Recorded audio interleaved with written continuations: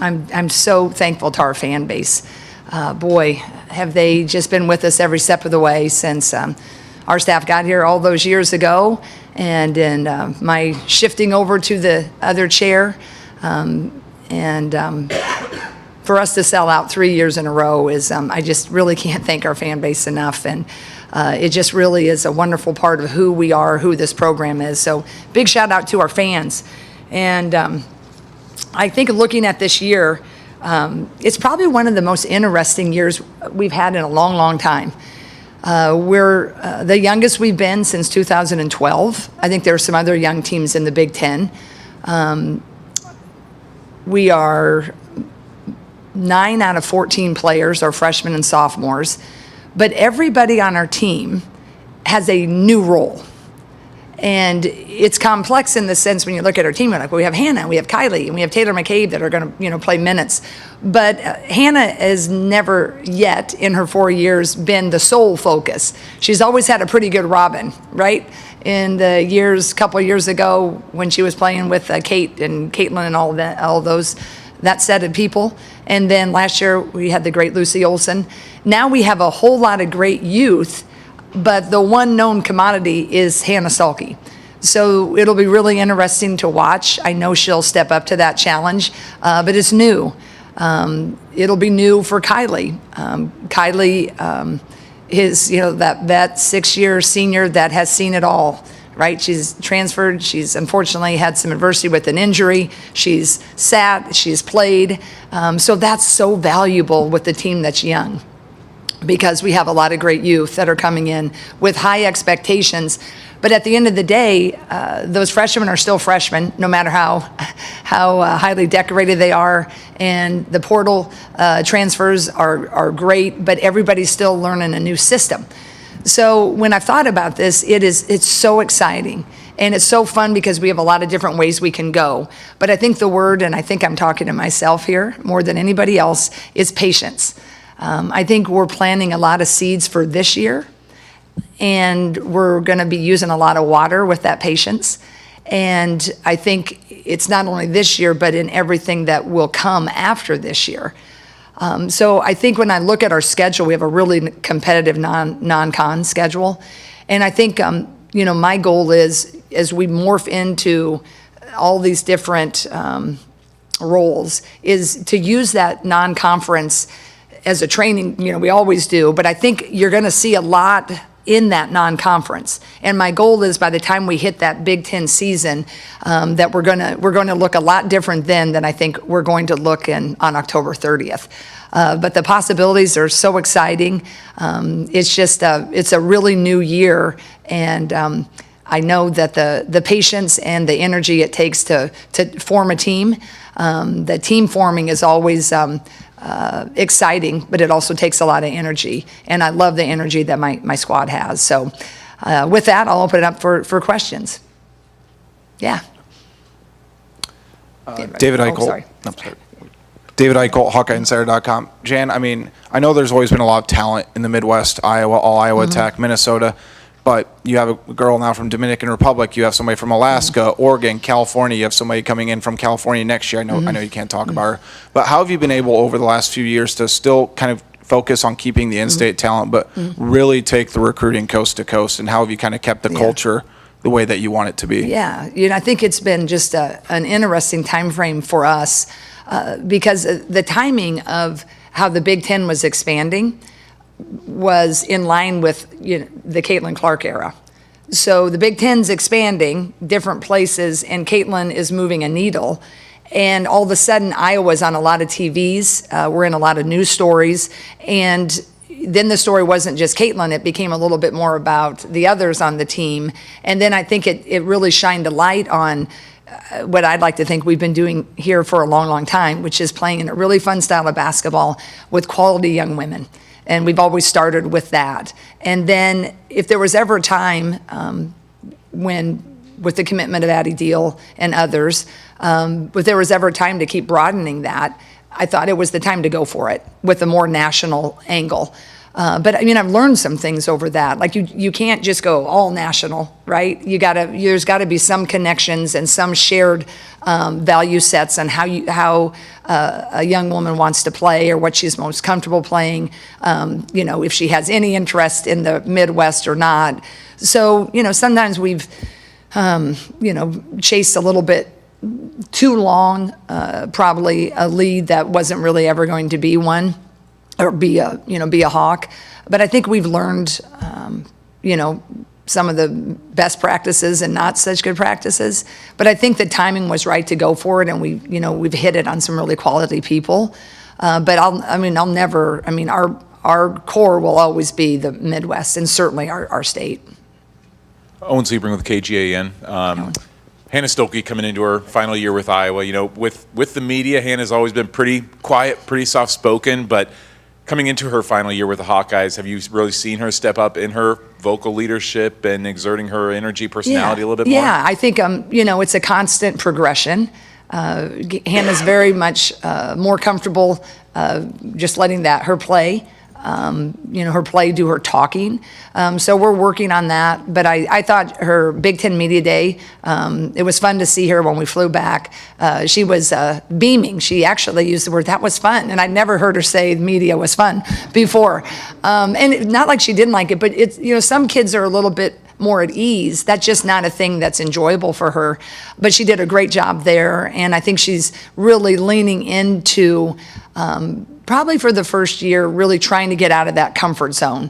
Partially, she knows where she wants to go individually, but I know she really loves this team and knows that they're looking at her to kind of take them through some of the rocky times. So I've been really pleased so far.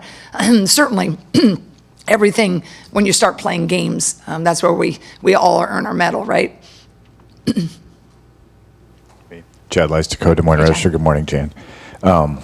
What you mentioned the newness. What do you see as a coach that they maybe can't see yet? But what do you see the identity of this team becoming from what you know in the summer? Yeah, that's a really, really good question.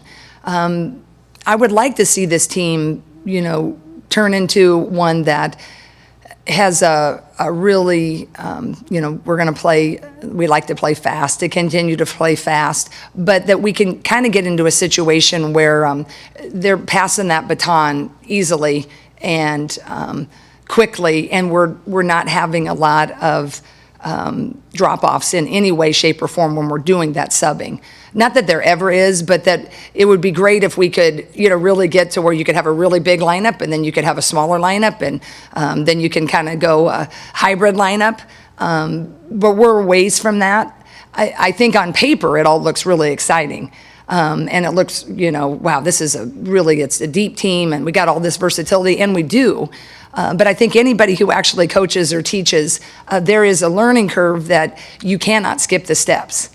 Some kids come in with a really high IQ, and you've known that. Some kids, you're not sure, you get surprised, and it's not quite where you thought that was, but they're coming.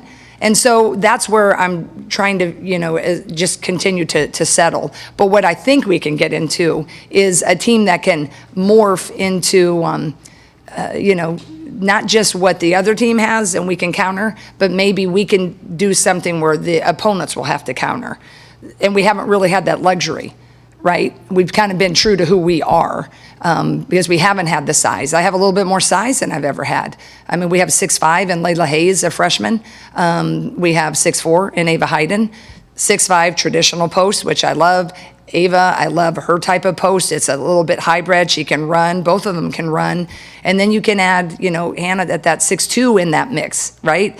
We have some big guards. Emily Rodriguez from the Dominican Republic, big guard. Tegan Mulaney had a nice summer, big guard. So there's just different ways that you can look at it. And if we can develop that, I think it can really be exciting. But we are young. And all is not lost if we don't see that as quickly as maybe we would all love to. But there's this whole thing, when you're looking at a young career, there's steps every year.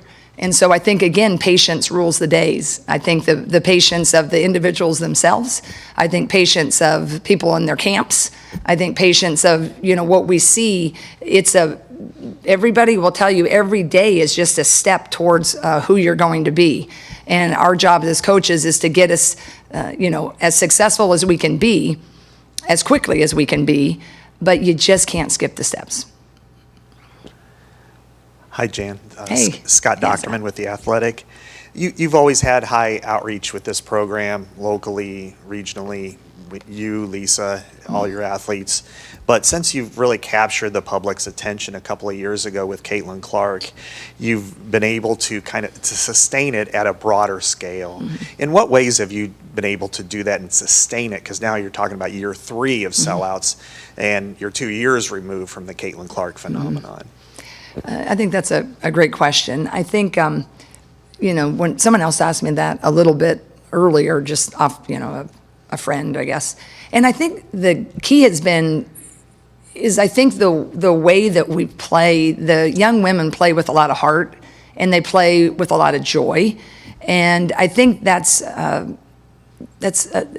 fun to watch.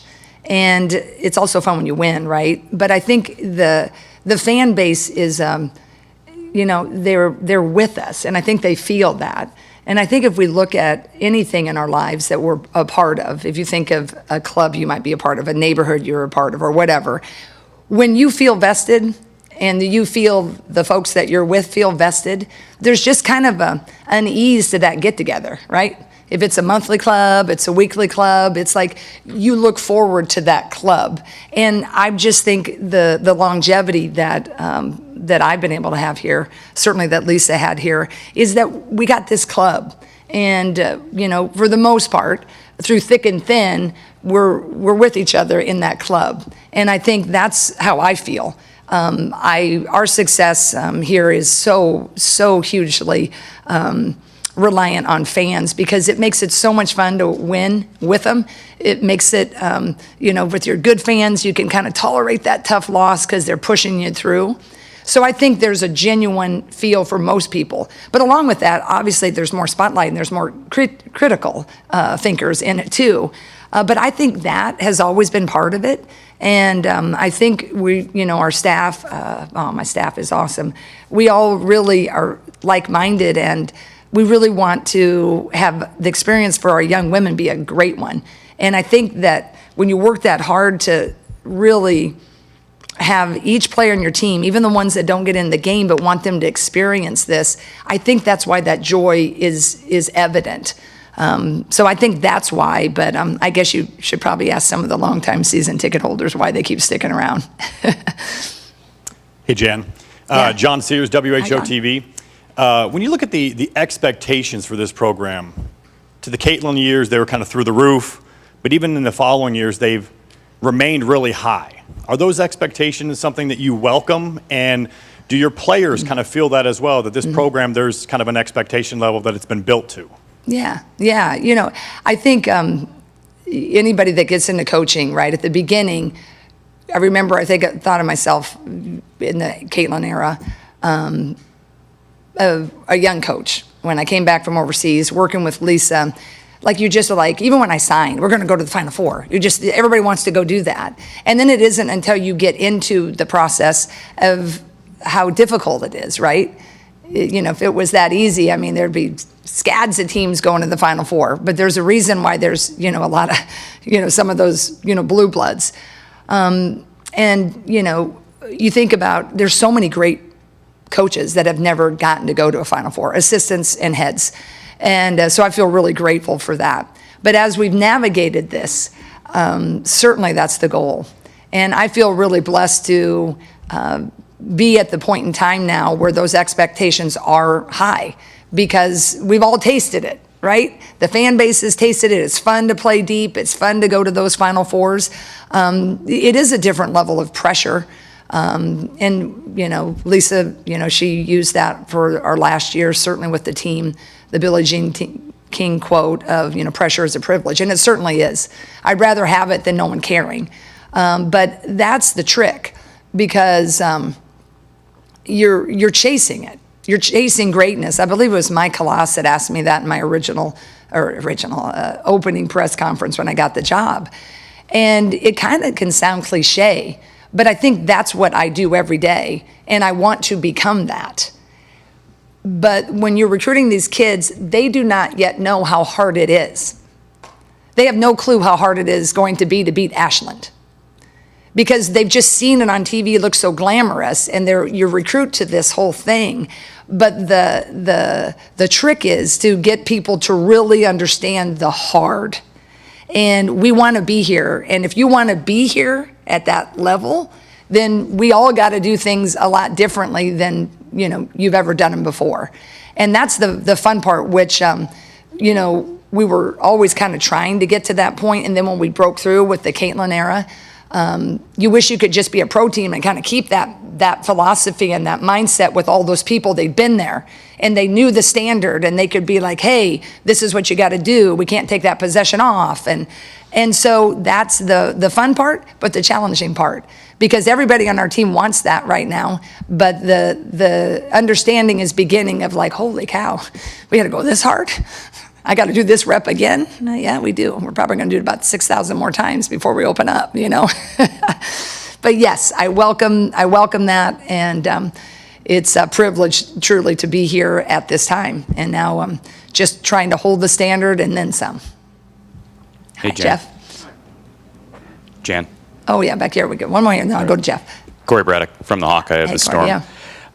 Kind of piggybacking off those last two questions, with the culture and this Iowa women's basketball clearly being a movement, is there an aspect of the culture that keeps you up at night as far as being concerned with protecting? Is there like an aspect of the culture like, man, we're going up to this place that we could become vulnerable to what got us there, if that question makes sense? Yeah, no, I think absolutely. I think that's the hard thing. I think that's the one thing that, even in my other role, that keeps me up at night. The culture protecting is really, really hard. You have to police it every day, because there's just so many different wants and needs, even among great people on teams. But the thing is, so often all the players feel their self-worth is in those minutes, and you can't possibly. You can't, as deep as everybody in this room, I know, we're so deep. I can't play them all.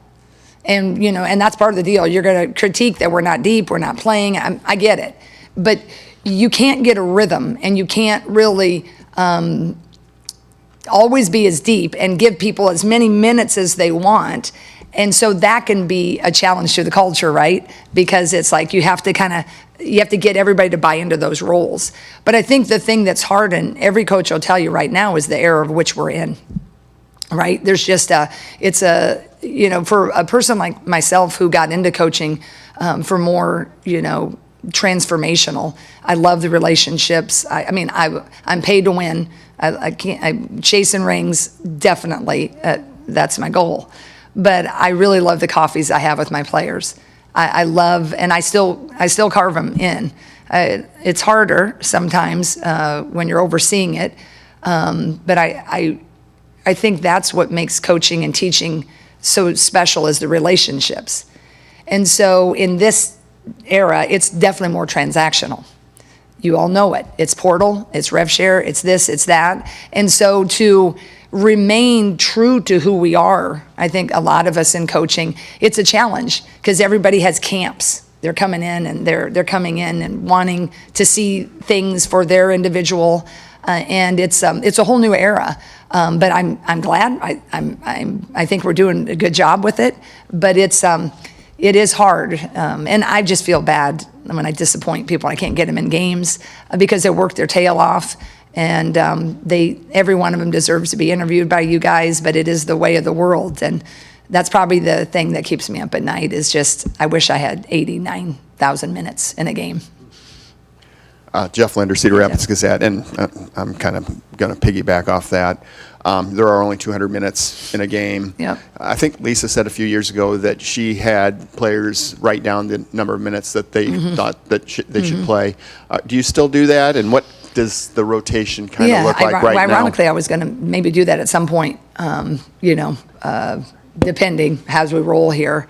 Yeah, I think we talk a lot about that, especially with big teams. We have a pretty big team now. We have 14. It just depends on, how you use that. Do you need to use it, or do you use, when do you use that? Because it's a pretty interesting number that usually comes up, right? And then people are like, whoa, yeah, we don't have that many minutes. But I think our players understand, and what's really fun is they're battling together, they're pushing each other, and I do think that they understand how special it is to be here. There's got to be some settling, in team forming. You're constantly, it's a little turbulent until those roles set. But I feel like the quality of the young women on this team, already they're showing me a lot of great things. So we're still, honestly, a work in progress. I'm still really shuffling through that, top 8 or so. They're all battling, and that's what makes it fun, and that's what makes it hard. But if it's not hard, then you're not going to be as competitive as you could be. Did that answer the question, Jeff? Yeah, kind of. We'll talk about it later. Jan, Michael Oskazet. Mike. What happened to or for Ava at the Big Ten tournament last year, and is she destined for greatness? Yeah, I think, Ava was interesting. She tells you, she'll share with you how hard that freshman year was. And that's a case of when she was coming in, usually all of them have been the very best, right? They haven't had a whole lot of people pushing them. And it was a little bit eye-opening, right, for Ava, but in a good way. And she was, when we'd have our conversations, she's a really analytical kid, very intelligent, and was always wanting a certain formula. But part of basketball, it isn't exactly a formula. There's a little bit of feel, a little bit of this, a little bit of that, and just getting in and honing the skills that are going to be needed, at the position that she played, which we needed her back to the basket. We needed a little bit more consistency. And it kind of clicked around Christmas, and then she just went for it and used that kind of disappointment of which she wasn't maybe playing as much as she'd like, and she wasn't quite as consistent. And then it kind of clicked for her. And then when it clicked, boy, she went gangbusters. And she's just a great young woman, and it was fun to see that growth. And she had a great summer. And I do think she can be a really one of the great ones. She's a hybrid. She faces a little bit more. She's a little bit loose in the post. I don't mind her to use like a quick dribble. She's got to spin in one and in because she's fast. So I'm really excited to see what she can do now that she has this confidence. But she had a heck of a summer. I'm really, really excited about her. And she can be a great mentor to Layla Hayes. Kyle Heisman, Yeah. Hawkeye Report. Yeah. I kind of have a two-part question about your point guard position. We've talked about it before. Mm-hmm. You look back over the last decade and a half, and you know the names that you've had at point guard, and generally they're your primary scorers, and sometimes if they're not, they're still right up there in the scoring every single game. Chit Chat's a little different. Just the first part of the question, just what has it been like working with a different type of point guard that maybe isn't that primary scorer? And then the second part of it is what kind of scoring do you expect from her this season? What kind of role do you want to see her take? Yeah, that's a great question because that's been a really different. She's really great in a whole different way. But she's, Sam Logic. You can go from Sam Logic to Kathleen Doyle to Caitlin Clark to Lucy Olson. So you can see how just the vocal leadership of those personalities. I think that's the biggest thing because Chit Chat is going to, when you meet with her today, is as sweet as they come and quiet. Her name, ironically, they call her Chit Chat, but it's because she's quiet. So we're working on her. We're talking about Hannah, and we're working on Chat with that. But she's a really fast, explosive, definitely pass verse. Pass verse, capital letters on all of it. And she's got a beautiful floater because she's had to. She's got a really pretty three, and it's deep. But she is so generous. So I'm trying to get the balance of her to go ahead and force a shot here or there. And yes, I never had to tell that to Caitlin Clark. Caitlin was just going to take it. So that's been fun. But she's fast. She can handle the ball. She's really great on defense. So she gives us a lot of different things, but we're just missing a little bit of that really more of a presence at the point guard with the voice. But we just have to do a little differently because that's going to be a work in progress for her. She gives us so much else. Kylie's kind of picking that up, and then we're getting Hannah being a little bit more vocal. But that's the trickiest part, is she's just a little bit more quiet. But those of us who's covered us, Camille Waleen, she was a really great guard. Christy Smith, they were a little bit more quiet. So that's what's fun. You got to kind of, they have a lot of other strengths. It just may not be that one. But if I get her to score a little more, she can score at every level, and it's fun to watch because she's just so little and fast. I think you'll enjoy watching her. Darian Souther with the Des Moines Register. Yeah. Hi. Kind of building off that, we saw last year with Lucy that there was definitely some time it took for the balance of being, a centerpiece in the offense, but also being new and trying to come into a new culture that's very established and all that. In that same vein with Chit Chat, what has been that balance in those conversations like of saying, hey, we know you're new, we know we're figuring everything out, but we need a lot from you this year? Yeah, I think that's the interesting thing. If Chit Chat would have been in the same system that she was in as a sophomore, we'd probably been talking a lot about with Ava Hayden. She would have just picked up. But now when a point guard has to come and learn everything and lead, it's the most challenging because she wants to get it right and she needs to get it right because she's the quarterback. So if she's kind of calling the wrong plays, all heck happens, right? So, patience with her. I think that's my word is they're just used to excelling at this level and they're high achievers. And so the balance of pushing them and critiquing them is interesting because they just don't want to make mistakes. And when you're playing tighter, you can't really keep growing as much. So with Chit Chat, I'm just keeping her a little loose and telling her it is okay to make mistakes. And we're getting more and more comfortable, I think, in our offensive sets. But I think what's really going to be fun is we're going to see some growth, or we need to. I think that's when we get 2 months from now, I just told my staff, it's going to be really, I think, hopefully, really amazing to see a lot of the spurts. Because you in the summer, you're like, yeah, everything's great, and then you get to the fall and it's pretty good. And you hit this time when you're not playing anybody else. And it's just like, everybody is like, oh, it seems a little tough sledding, but their attitudes are fantastic. It's just sometimes I got to keep them built up because they're used to, knowing everything. Thanks, Jim. Yeah, thank you guys. I appreciate it.